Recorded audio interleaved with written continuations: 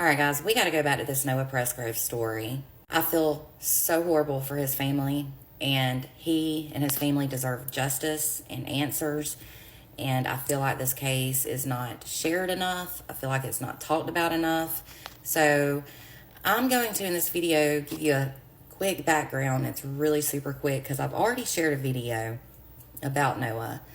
But I'm going to tell you some inconsistencies about this case and some things that just don't quite add up. In a nutshell, he was the 19-year-old boy who was found on the side of a desolate highway in October on September 4th of last year. This was hours after he was last seen at a 4-day party at a house that was about a mile away from where his body was found. I'm just going to be blunt with y'all. Something's not right with this case. Somebody knows something, or some people know something. And I'm feeling that those teenagers that were at this party, and I'm hearing some adults were there too. Can't verify that, but that's just what I'm hearing. They know something. I know they know something. They have to know something. Especially since all of their stories about his last few hours that he was alive have consistently changed over time. I'm going to go ahead and tell you, this is going to be a 3-part video. This is part 1. I'm going to have a part 2 and 3 because I have just so much to talk about. We only have 10 minutes to record on TikTok.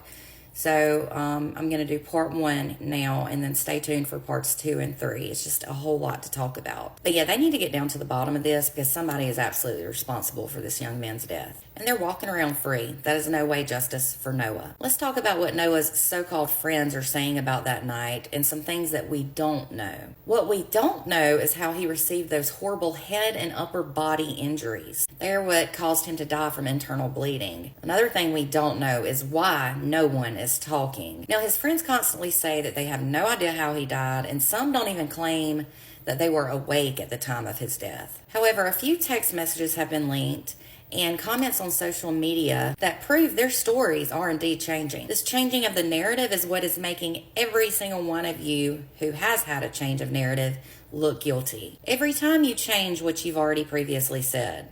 And it's also what's causing lots of rumors around this case. We do know that allegedly after Noah and a few friends spent 2 nights drinking and partying heavily, they took an ATV out. They went riding and they allegedly flipped it. All of this is alleged because who knows if that story is even true. Now, no one was hurt in that accident, but Noah did get very dirty, allegedly. Dirty enough that 2 people had to help give Noah a shower, and he had to change into a different pair of shorts than what he had on before. We also know that he allegedly argued with the girl who the birthday party was for. As I've told you on my previous video, this was a Labor Day / birthday type weekend ordeal for a girl he was friends with. And that argument with her was about whether or not he could sleep in her bed. So supposedly after that birthday girl told Noah no, he couldn't sleep in her bed, he walked off to kind of clear his head. He got a little ticked off, I guess. He was not seen again, allegedly and reportedly, I should say, from documentation and 911 calls and police reports and all, until his body was found on the side of the road at 5:53 a.m. Now let's talk about Jack Newton. That's Noah's supposed best friend.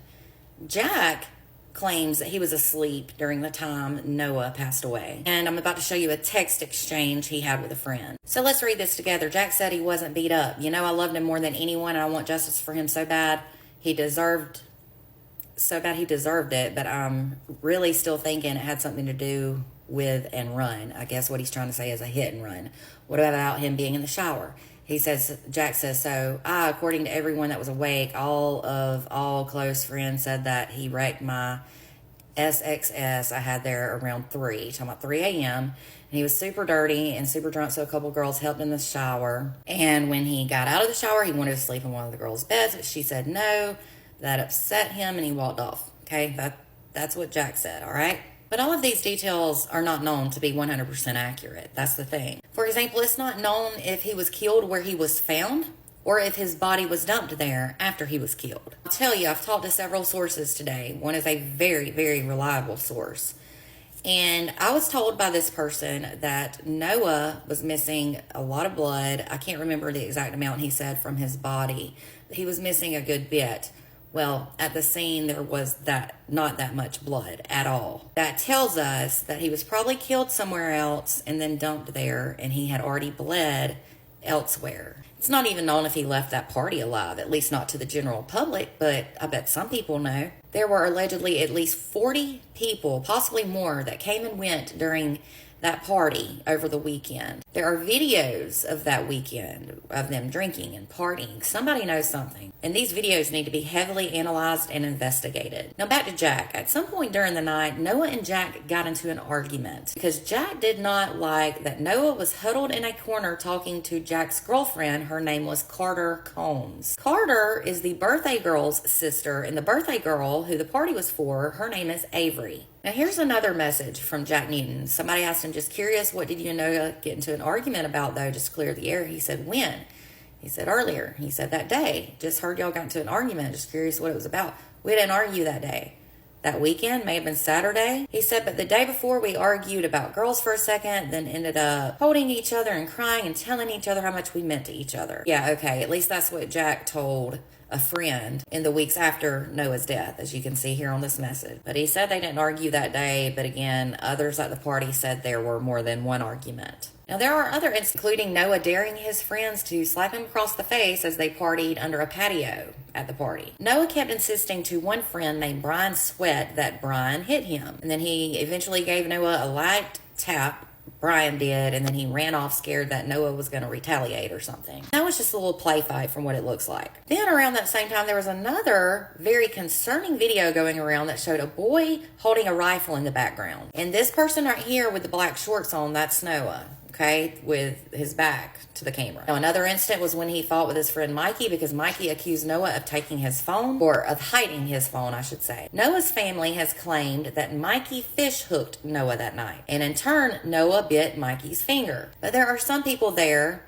or that were there that night, that say that argument never got physical. Who do you believe, guys? Who do you trust? Mikey's phone was eventually found on a couch under another friend who was sleeping on the couch. And Noah and Mikey made up. Everything was good. We know one of the last videos was posted at 1:42 a.m. and that was the video of Noah getting slapped. It was the last known post for about 2 hours. I'm going to stop video number 1 right here because my next little bit I'm going to tell you is a whole different long story. So I'm going to stop. Stay tuned. I will share part 2 and part 3, possibly a part 4 here shortly.